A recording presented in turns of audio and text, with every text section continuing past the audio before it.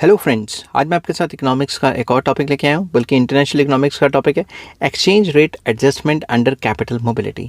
Exchange rate में किस तरीके से एडजस्टमेंट होती है अगर कैपिटल मोबिलिटी हो तो इसको मैं डिटेल में एक्सप्लेन करूँगा। जिस हिसाब से पेपर में लिखना है उसी हिसाब से मैंने अटैम्प्ट किया हुआ है। चलिए विदाउट वेस्टिंग एनी टाइम शुरू करते हैं। यूजीसी यूपीएससी के लिए काफ़ी इंपॉर्टेंट है, इंटरनेशनल इकोनॉमिक्स में भी ये पूछा जाता है। In the modern global economy countries are increasingly connected through international capital flows. जैसे जैसे ग्लोबल इकॉनमीज आपस में मिल रही हैं, ग्लोबलाइजेशन आ रही है, तो जो इंटरनेशनल जो मूवमेंट ऑफ कैपिटल है वो काफ़ी इंपॉर्टेंट रोल प्ले करता है और कंट्रीज़ को आपस में कनेक्ट करता है। Capital mobility refers to the ease with which financial capital can move across national borders in response to differences in interest rates, returns and economic conditions. Capital mobility एक country से दूसरे country कितना आसानी से चला जाएगा वो चीज़, और एक कंट्री से दूसरे कंट्री जाने के लिए कितना प्रॉफिट होगा, कितना रेट ऑफ इंटरेस्ट चल रहा है, कितने रिटर्न्स मिलेंगे, क्या इकोनॉमिक कंडीशंस हैं, वो सारी चीज़ों पे डिपेंड करता है कि कैपिटल मोबिलिटी एक कंट्री से दूसरे कंट्री में कितनी है।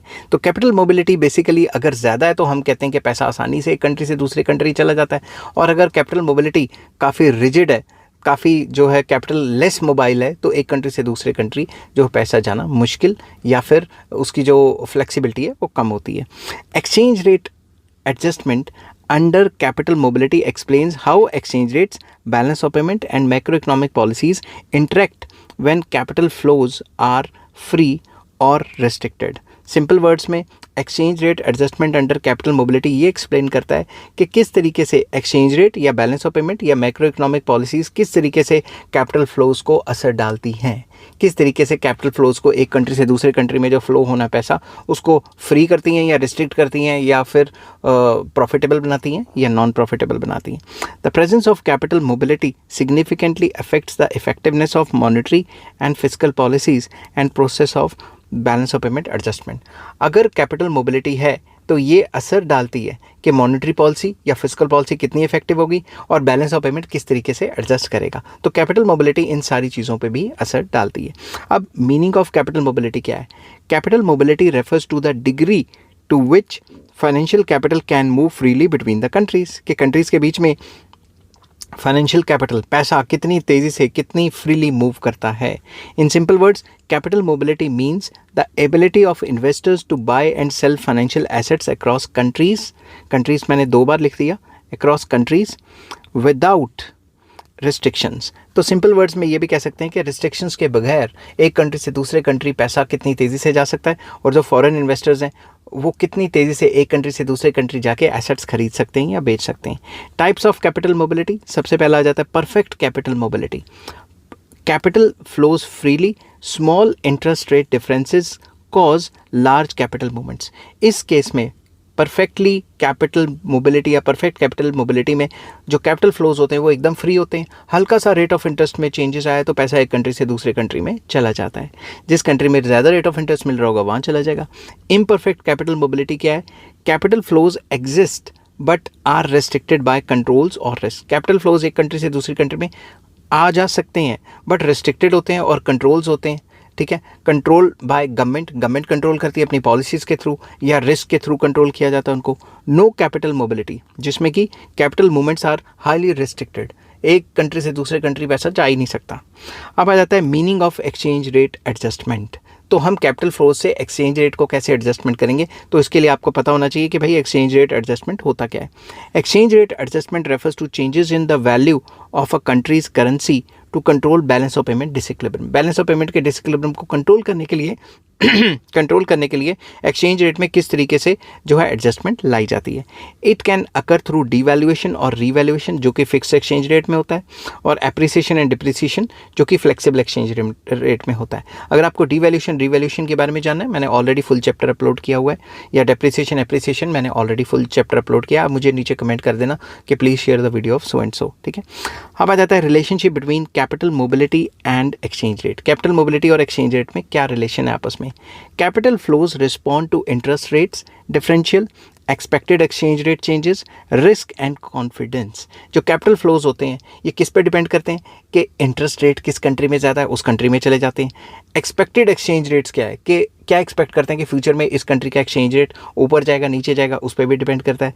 और रिस्क कितना लेना चाहता है कैपिटलिस्ट, उस पर भी डिपेंड करता है, और कॉन्फिडेंस कितना है एक पर्टिकुलर कंट्री के ऊपर, उस पर भी डिपेंड करता है कि उस कंट्री में पैसा भेजना है कि नहीं भेजना, इन्वेस्ट करना है कि नहीं। अंडर हाई कैपिटल मोबिलिटी, जब भी हाईली कैपिटल मोबाइल होती है तो इसमें क्या होता है, small changes in interest rate cause large capital inflows and outflows. हल्का सा रेट ऑफ इंटरेस्ट बढ़ गया तो परफेक्टली कैपिटल मोबिलिटी या हाई कैपिटल मोबिलिटी में हल्का सा रेट ऑफ इंटरेस्ट कोई कंट्री बढ़ाती है तो उस कंट्री में बहुत ज़्यादा पैसा आ जाएगा, and vice versa. Exchange rates become more volatile, exchange rates जो है वो ज़्यादा वॉलेटाइल हो जाएंगे क्योंकि कंट्री में पैसा आना जाना काफ़ी तेज़ी से होगा। External balance is strongly influenced by financial flows, जो एक्सटर्नल बैलेंस है, बैलेंस ऑफ पेमेंट है, वो काफ़ी स्ट्रांगली असरदार होगा इसकी वजह से, फाइनेंशियल फ्लोज की वजह से। इनफ्लो होगा या आउटफ्लो होगा बैलेंस ऑफ पेमेंट का तो एकदम से फ्लक्चुएशन शुरू हो जाएंगी। अब आ जाता है exchange rate adjustment under fix exchange rate system with high capital mobility, कि एक्सचेंज रेट में एडजस्टमेंट कैसे होगा अगर फिक्स एक्सचेंज रेट है जिसमें कि हाई कैपिटल मोबिलिटी है। Under a fix exchange rate system with high capital mobility, central bank must intervene to maintain fix exchange rate, central bank को इंटरवीन करना पड़ता है एक्सचेंज रेट को फिक्स बनाने के लिए। Capital inflows increase foreign exchange reserves, जैसे ही बाहर से पैसा आता है फॉरेन एक्सचेंज रिजर्व्स बढ़ जाते हैं। Capital outflow reduce reserves, capital outflow होता है, पैसा बाहर जाता है तो उससे क्या है, रिजर्व्स कम हो जाते हैं। In a balance of payment if a balance of payment deficit occurs, अगर बैलेंस ऑफ पेमेंट डेफिसिट हो जाता है ऐसी सिचुएशन में तो capital flows worsen the deficit, capital बाहर चले जाता है, कैपिटल का आउटफ्लो हो जाता है जिसकी वजह से डेफिसिट का और ज़्यादा बैंड बच जाएगा। Central bank loses the reserve, central bank के पास जो रिजर्व्स हैं फॉरेक्स रिजर्व्स कम हो जाते हैं। Monetary policy becomes ineffective, monetary policy का बैंड बच जाता है तो फिजिकल पॉलिसी का ही इस्तेमाल करना पड़ता है। With high capital mobility fix exchange rates limit independent monetary policy, जो इंडिपेंडेंट मॉनेटरी पॉलिसी है उसको चलाना काफ़ी मुश्किल हो जाता है अगर हाई कैपिटल मोबिलिटी है फिक्स एक्सचेंज रेट सिस्टम में। अब आ जाती है एक ऐसी सिचुएशन जिसमें exchange rate adjustment under fix exchange rate मगर लो कैपिटल मोबिलिटी है। तो जो पहली सिचुएशन बताई थी उससे उल्टी सिचुएशन, इसमें क्या होगा, कैपिटल फ्लोज लिमिटेड होंगे, इनफ्लो और आउटफ्लो लिमिटेड होंगे। Trade flows dominate balance of payment adjustment, जो ट्रेड के फ्लोज होंगे वो ही डोमिनेट करेंगे बैलेंस ऑफ पेमेंट को ऊपर नीचे करने में, ना कि कैपिटल के फ्लोज। अब इसकी वजह से क्या होगा, exchange rate adjustment through devaluation becomes more effective, devaluation के थ्रू जो एक्सचेंज रेट है उसको स्टेबल किया जा सकता है ऐसी सिचुएशन में। अब फिक्स्ड दो तरीके के मैंने फिक्स कराए, अब मैं फ्लेक्सिबल करा रहा हूँ। Exchange rate adjustment under flexible exchange rate system with high capital mobility, और अगला कराऊंगा low capital mobility. Under flexible exchange rate system with high capital mobility exchange rate adjust automatically, exchange rate अपने आप को flexible exchange rate खुद automatically demand supply से adjust करता है। Capital inflows lead to appreciation, जब बाहर से पैसा आएगा तो करेंसी की एप्रिसिएशन हो जाएगी। Capital outflows leads to depreciation, क्या पैसा बाहर जाएगा तो डेप्रिसिएशन हो जाएगी। For example rise in domestic interest rates attracts foreign capital, अगर हमने रेट ऑफ इंटरेस्ट बढ़ा दिया तो फॉरेन कैपिटल काफ़ी ज़्यादा आ जाएगी। Increase demand for domestic currency की डिमांड बढ़ जाएगी विच एप्रिशिएट्स द करेंसी, जिसकी वजह से करेंसी एप्रिसिएशन हो जाएगा। This adjustment helps to restore balance of payment equilibrium, तो जो बैलेंस ऑफ पेमेंट इक्विलिब्रियम है वो अपने आप ही ऑटोमेटिकली आ जाएगा, ऐसा इकोनॉमिस्ट्स का मानना है। अब आ जाता है exchange rate adjustment under flexible exchange rate system with low capital mobility, कि अगर लो कैपिटल मोबिलिटी है फिर क्या होगा।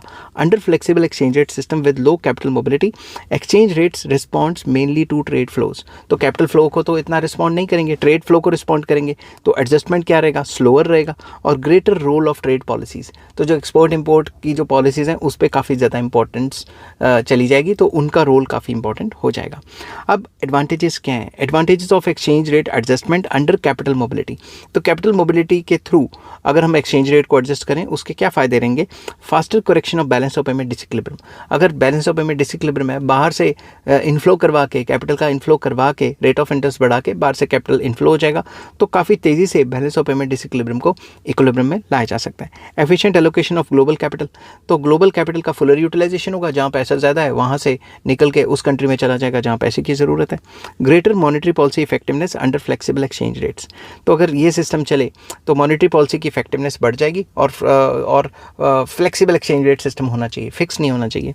मार्केट बेस्ड एडजस्टमेंट मैकेनिज्म चलेगा, डिमांड सप्लाई के हिसाब से चलेगा, बट इसकी लिमिटेशंस या प्रॉब्लम्स भी हैं। क्या क्या है, exchange rate volatility, exchange rate काफ़ी ज़्यादा वॉलेटाइल हो जाता है जब एक कंट्री से दूसरे कंट्री में इनफ्लो या आउटफ्लो होता है करेंसी का। स्पेकुलेटिव कैपिटल फ्लोज, अगर हम स्पेकुलेशन के लिए थोड़ा सा रेट ऑफ इंटरेस्ट का फ़ायदा ले, फिर पैसा उठा के किसी और कंट्री में, फिर पैसा उठा के किसी और कंट्री में, तो अगर कैपिटल फ्लो परफेक्टली इलास्टिक है, फ्लेक्सिबल हैं, हाई कैपिटल फ्लोज है, तो उसकी वजह से स्पेकुलेटिव मूव्स भी शुरू हो जाते हैं। Loss of policy autonomy under fix rates, fix exchange rate में तो मॉनेटरी पॉलिसी का बैंड बच जाता है। Risk of financial instability, financial instable हो जाती कंट्री अगर कैपिटल फ्लोज को हाईली मोबाइल कर दिया तो। Unequal impact on developing countries, जो डेवलपिंग कंट्रीज़ हैं उन पे, हर एक कंट्री पे, डेवलपिंग कंट्री पे सेम असर होगा ऐसा नहीं है। तो जो अंडर डेवलप कंट्रीज़ होती हैं या इनिशियल स्टेजेस ऑफ डेवलपमेंट पे चल रही होती हैं, उन कंट्रीज़ को काफ़ी नुकसान होता है, क्योंकि पैसा अचानक से उस कंट्री में आता है और फ़ायदा उठा के स्पेकुलेटर्स फिर उस कंट्री से वापस ले जाते हैं पैसा। अब कंक्लूड करते हैं इस चैप्टर को। Exchange rate adjustment under capital mobility plays a crucial role in modern open economies. जहाँ open economies हैं, full flexibility है, वहाँ पे तो important role है. While high capital mobility allows quick adjustment of exchange rates and balance of payment, it also increases volatility and risk. तो अगर high capital mobility होगी तो कंट्री में पैसा आना जाना तो तेज़ हो जाएगा, बट रिस्क और वॉलेटिलिटी भी बढ़ जाएगी। बैलेंस ऑफ पेमेंट भी हर 2 मिनट में ऊपर नीचे, एक्सचेंज रेट भी हर 2 मिनट में ऊपर नीचे होते रहेंगे। The choice of exchange rates regime and appropriate policy mix is essential to maintain macroeconomic stability and sustainable growth.